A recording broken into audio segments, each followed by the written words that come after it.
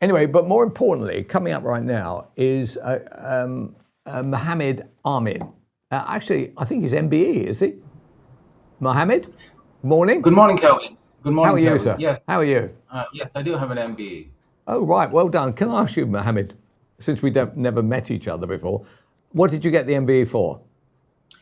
In my role as co-chair of the Muslim Jewish Forum of Greater Manchester for Oh, services right. to community cohesion and interfaith relations in Greater Manchester. It was in the Queen's Birthday Honours List of 2016. Oh, right. Well, congratulations. And by the way, a good effort there to Thank you. try and find peace where there is nothing but, at the very minimum, irritability, and sometimes there's worse than that. So we talked today. I was struck by a case that came out of Heathrow where a Muslim lady was told not to wear, I think you probably know the detail better than me, but a Palestine flag on her lapel. And one thing led to another, and she ended up taking the company, Heathrow, to an employment tribunal. And I was puzzled, why would she do that? Who on earth would fund such an action, right? I presume she hasn't got a lot of money. I don't know how much employment tribunals cost. But is it right? And she said, it's part of me. It's part of my religion. This is who I am. Actually, I would have thought, well, actually, she is Muslim, but actually she's British. If she wants to wear a British flag, I quite understand that. But by wearing a Palestinian flag, that's kind of a political statement. Mohammed, your view. Well, let's take it bit by bit. I understand from reading the story in the Daily Mail that this lady at work was wearing a Palestinian flag, one of these round pins, either pinned onto her lanyard or pinned onto her clothes. I can't remember the exact details. But the key thing is that this was at work. And she was told not to wear it because it's a political thing. And she objected. She eventually took the case to an employment tribunal. I've never been to an employment tribunal, but I understand that they're not very expensive. They're designed not to make it prohibitively expensive for employees to go to the tribunals. So I don't know whether she got a lawyer acting for free or whether she did it herself. And she was comprehensively ruled against because at work, and for all of my career, I was involved in professional accounting firms. At work, you do not have the right to wear anything that you want. I remember being told off for wearing my ballpoint pen on the outside of my jacket rather than the inside because it looked unprofessional. You have to dress as the firm wants. You're not free to make political statements at work the way you are in your private life, which is why she lost the case comprehensively. And right, in your community, I'm talking about in the kind of Muslim community, would your view be the one that dominates, or would there be like a 50-50 on it? Well, not everybody who's a British Muslim is an expert on employment law or on the law of free speech or anything else. Yep. Those who understand the law, by definition, I think would think the same way that I do. Other people, their first reaction would be, this is unfair. Do they apply the same rules to everybody else? And of course, employers do need to apply the same rules consistently. Correct. So somebody next to her who's wearing a pro-Israeli flag equally should not be allowed to wear an Israeli flag. That wasn't mentioned in the newspaper report, didn't come up. But as long as the rules are applied equally, employers quite clearly have the right to decide how their employees dress, subject to religious requirements. So no employer is entitled to say to a woman, you cannot wear a hijab at work, for example. But a political symbol, whether it's the flag of a foreign country or some other political symbol like climate emergency must be dealt with now, clearly is something that the employer is entitled to take a view on. In your wider role and the role that got you the MBE, the kind of trying to become a kind of interfaith actually, sort of friendship group between Muslims and Jews, You come from the Manchester area, where, of course, that friendship that may have existed actually was damaged following the murder of 2 Jews in your area. Did your interfaith group then collapse? Nope, we have been going for 21 years, and we've struggled. We've had times, especially in the early days, when there was conflict in the Middle East, it would affect our attendance at events in the UK. One of the things I'm really gratified is that as time has passed on, foreign events haven't affected our attendances in the UK. For example, after the Hamas attack on Israel on the 7th of October 2023, I was concerned about what that might mean for attendance at our next event, which was going to be about 6 weeks later.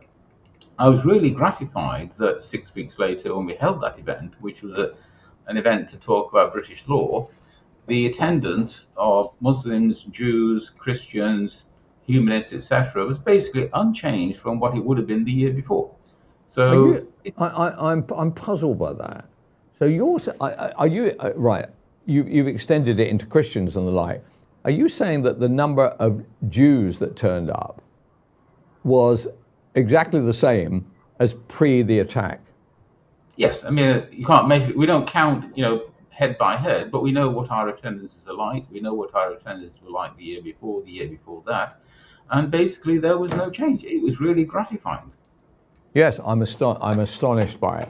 So, how do you see the relationships between the two communities right now? I would have thought the best that could be described them is strained, and I would have thought in some areas would just be outright hostile. The relations vary. You can find Muslims who are very anti-Jewish. You can find Jews who are very anti-Muslim. And there's a very large group of people, I would say the people in the middle, who understand that however we might feel about what's happening in Israel and Palestine, that we live in one country as Muslims and Jews. We face pressures, particularly from atheists in this country, that impact on both of us. So every so often, you get MPs and politicians wanting to ban halal food and wanting to ban kosher slaughter as well. The Greens apparently are going to be debating a motion about whether or not to ban circumcision, which would be of a major concern both to Muslims and to Jews. We have so many issues that we face together in this society where we're much stronger if we face them side by side, rather than arguing about things overseas that neither of us can influence. I can't change what Hamas does in Gaza. I detest Hamas, and likewise, British Jews, frankly, cannot change the policies of the Israeli government. Yes, I do get that. I do get that. How long have you been? How long have you been connected with your kind of friend? I call it a friendship group. We were set up in June of 2005. We're a company limited by guarantee. If you Google our name, you will find us. Our website is muslimjewish.org.uk. And the reason we've been going successfully for so long is from the very beginning, we are focused on Greater Manchester. The name says what we do. We never get involved in issues to do with what's happening overseas. So you've seen the rise of Burnham, right?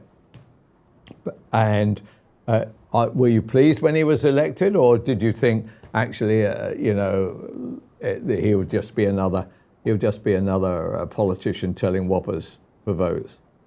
Well, before I answer that question, your viewers need to know where I'm coming from. For 36 years, I was a member of the Conservative Party from 1983 to the day that Boris Johnson became the party leader.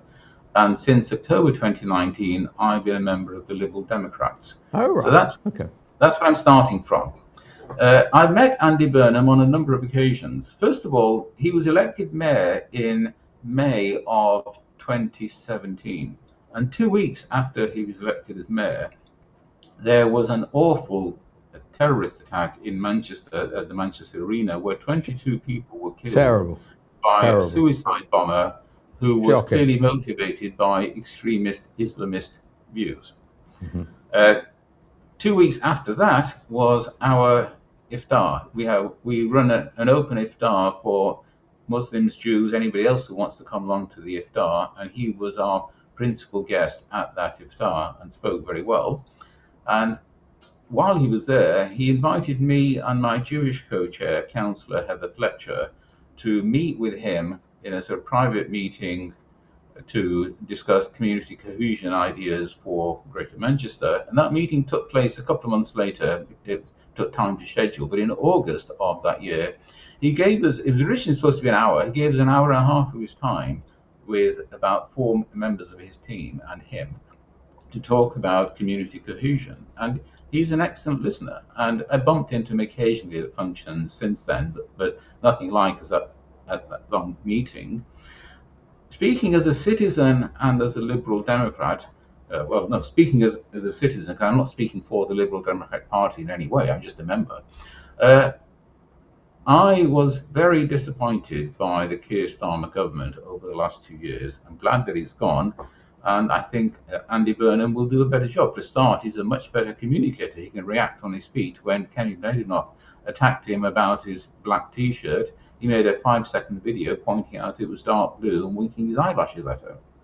So he's got the ability to react and think in a way that Keir Starmer clearly didn't. I definitely think that humour and quick-wittedness will be the lasting impressions of politicians in a digital age, and I'm afraid that being a lawyer is not a good idea in today's world because of politics. Because a lawyer will take any cab off the rank, and I think you have to believe in something, and I think a bit of humour makes it go a long way.